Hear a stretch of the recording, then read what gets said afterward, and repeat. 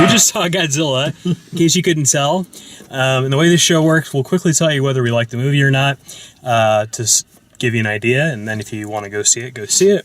Otherwise, stay tuned, and we'll tell you more of our thoughts, possibly getting into spoiler territory at that point. So, I like this movie. It was fairly good. It was the best Godzilla movie probably that's been made in 40 or 50 years. It's not great. It's not something that I would say is for everybody to go see, but definitely if you're a Godzilla fan, go check it out. If you're interested in, high suspense action movies, go check it out. Lots of great special effects, some very good acting, just an all-around good, fun. It's a good action movie. Fun, I wouldn't necessarily go that far.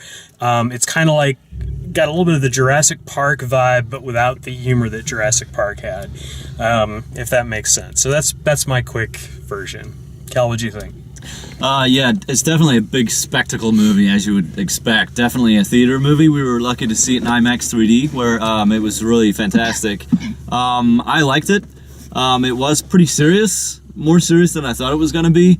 But there was definitely a couple of humorous moments. But all in all, it's a popcorn movie, but it's a serious popcorn movie. So I recommend it. Yeah, cool. Jeremiah? Yeah, I don't have a whole lot to add. It's kind of what you want out of a good monster movie. I guess it was great visuals. Probably did take itself a little too serious at times, but that's the direction they went. I guess so. That's probably the most negative thing I would really say. Yeah, and I think it's safe. I think they could have gone in a humorous direction. That's just how you do blockbusters these days. Sure. They're a little you don't joke around as much as you did even in the '90s, and it's not as goofy as the version from the '90s. I'm sure they wanted to distance themselves from that one, especially. That's totally fair. Yeah, I thought it was great. I watched a lot of Godzilla when I was young, and this was kind of the Godzilla movie of my dreams. Not to say it's perfect. And we'll kind of get into some of that. I didn't think the darker tone, it's not even really dark. It's more serious. I don't think that's a real problem. But if you're going in expecting something much more lighthearted and goofy, it's not that. It's not as serious as the original 1954 movie. It's not that dark and that heavy. Absolutely. It's definitely a popcorn movie, but it's a very well paced popcorn movie. Mm-hmm. It's got a lot of eye for human stuff. And I thought it was great, enormously entertaining in the back half especially. Yeah, definitely. So that's our quick thoughts. Yeah. Go ahead and check out the movie if it sounds like something that you're interested in, and come back and watch the rest of this. Or if it sounds like something that you're never going to go see and don't care about spoilers, keep listening. So we talk about this serious tone thing. It's not necessarily a problem with the movie. It's not a negative against the movie, but what I never got from this movie that I was kind of looking for, was kind of hoping for, was, and I compare it, the closest thing I've seen to this movie, or the closest thing I've seen to a good Godzilla movie in a long time, is Pacific Rim. Pacific Rim has a really good sense of humor. There's kind of that adrenaline feeling of, us versus them, and you sort of get that superhero kind of vibe walking out of the theater. This was more like, it's very much a post 9/11 Godzilla movie. Like, they really don't, there really isn't a lot of levity, there really isn't a lot of humor. Right out of the gate, they kill the two main characters that you get to know in the first 20 minutes. Who had their names before the title. Yeah. and you barely even get a chance to Julia care about Binoche them at all. Had last two scenes. Bryan Cranston lasts 15 minutes. That was a shocker to me. I thought, I thought, what? Really? I thought he was the star. Does Godzilla have resurrection powers or something else? I was pretty sure Bryan Cranston was the main character. Well, he's gone after 20 minutes. And I actually thought that Elizabeth Olsen was going to be the main character based on what I'd seen in the trailers, because most of her scenes in the trailers are her running away and being on the street. Right. Which she's not really I mean, she's in it and she survives. Her and the kid felt like props. Yeah, he was the prop just there wife, for and there was the prop heartstring, kid. You know, I think if there's any weakness to the movie, and this is a weakness sort of as an objective movie, the movie's paced very, very well. I say that because you don't see Godzilla for like an hour. And that sounds super long, but it's very Spielbergian. It's cool. It's Cool a very build-up, though. Spielbergian kind of feel where we're not going to show it to you. We're not going to. It's a slow burn. Yeah, It's it worth is, though. and it's totally worth it. Yeah. The downside of that is that the human characters are they all do fine. No one looks like they're embarrassed to be in the movie, which is really a problem with the '98 version. No one looked like they wanted to be there, and this doesn't have that. But none of the characters are like, oh wow, I really identify with them. They're there to get the job done. Yeah. Having said that, I think the only fair way to review a Godzilla movie is to compare it to all the other Godzilla movies. And far and away, it's the most human one. I mean, Oh, yeah. And I think on that measure, it's a non-issue. If people go in there comparing it to something much more modern and much, it might fall short in that department. But I don't think it's really a deal breaker at all. I don't mean to say that it doesn't stand up to Pacific Rim in terms of being a movie and being a human piece. I think it's very, very good. Mm-hmm. All I was getting at was that it's not a feel good summer movie. No. Well, it's not. Yeah, it's not very lighthearted. So Yeah, there was definitely some like I love Ken Watanabe, Yeah. but man, some of the lines they had him deliver just felt fight. so. Yeah, just that stuff, and the arrogance of man is thinking he has control of. I mean, they were just a little over the top for me, but Yeah. it's okay because I really like him as an actor anyway. But I think they set this up well that they made a movie that can't fail. Like, they made a movie that won't disappoint anyone. no, Like, even though I'm saying, if you gave me the choice right now, I would rather watch something that's more lighthearted and more fun than watching, this for 2 hours Yeah. again. You brought up that they don't show the Godzilla monster for 65 minutes. I actually tracked it. But they do show the other monsters first. And so, it's not like nothing happens for 65 minutes. You see little whispers of it and stuff. It builds to it very effectively. yeah. Very well paced in that regard. So I think it also does a good job of sort of meshing.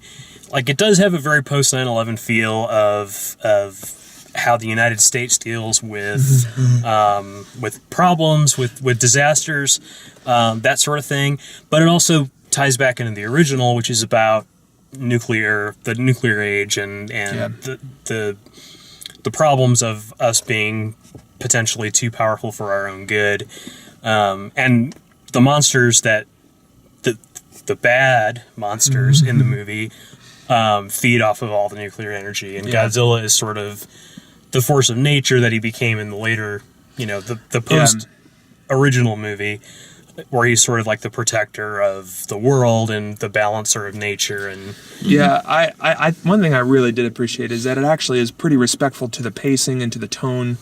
Maybe not the tone, but it's pretty respectful to a lot of the story beats of old Godzilla movies, which I've watched probably in prep for this. I probably watched 3 or 4 of them over the last couple of weeks, and all of them take a long time to show Godzilla.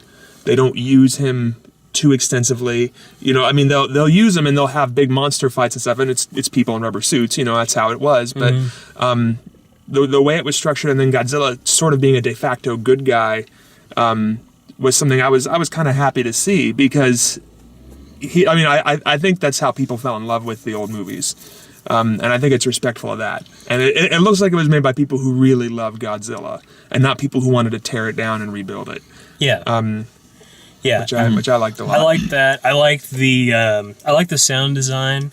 They really took a page from Jurassic Park and just amped it up. Yeah. Having said that, I don't understand the trumpet sounds when Godzilla moves. There was some weird stuff or the mechanical mouth. Yeah. I liked a lot of the noise or a lot of the sound effects that they used for things. There were a couple of shots where, you'd hear them kind of roaring back and forth at each other, and buildings are crumbling around them, and you don't hear the buildings. And I was like, how does that work? she's so loud. They're just sort of like, rah, rah, This huge building is falling apart next to him, and no sound. I did enjoy one of my favorite moments is I love that the first time you see any monster fight whatsoever is on a newscast. Yeah. Like that. Oh, yeah. That really tickled me. Actually, my very favorite, this made me laugh, and I leaned over to Dale and mentioned it, is that when you see the first newscast, this is very very indicative of post 9/11 world. The newscast said, America under attack. Oh, Which yeah. is just that's exactly how they'd spin it. It's like, who's attacking us? Yeah, exactly. That was great. I wonder if the serious tone is partially a result, we were talking earlier, partially a result of how you view everything mostly from point of view. Shots are kind of looking up at Godzilla and looking up at the other monsters, and so the upside of that is everything feels massive. Yeah. You have Yeah. a real sense of scale that Godzilla, I don't think the original 1954 movie did some of that on its very low budget, but at no point in the rest of the series has he ever felt this enormous. Yeah, and they did a good job of, like, they didn't make it into like a found footage style of movie where that's the only way that you saw Godzilla was like from that human side or like from a camera perspective. It definitely gave you the money shots. Yeah. So, but at the same time, the story was not it was never from the monster's point of view. It was never about Godzilla. It was about how people were reacting or dealing with these issues that were going along, and then there'd be a monster in the background, or there'd be a monster on TV, or there'd be something going on, and there was never a time where you had, there was not like a 20-minute monster fight in this movie. No. There was like a couple of 20-second monster fights. Yeah, and then it would move on. It had a good sense. Sometimes, especially with newer movies, you can tell that they're like, oh, we're gonna burn this budget. We got this money we're gonna spend. Everything was there for a reason. Yeah, and it felt pretty purposeful whenever there was a lot of effects on the screen. That it used a ton, and it used them very well. But it didn't. There was no point where I'm like, oh, this has to stop. I am done. It has a lot of weight to it. I think that's another thing is the way whenever something hits, like a monster hits or something, it feels like the physics seem like and so which is also nice. So they feel like they're occupying mass, which is something again computer generated images can sometimes just feel like they're not there, like they're occupying the same space as something else, and that's never an issue here. Yeah. Which is welcome. Yeah. So. Godzilla looks a lot better than he did in the other American one.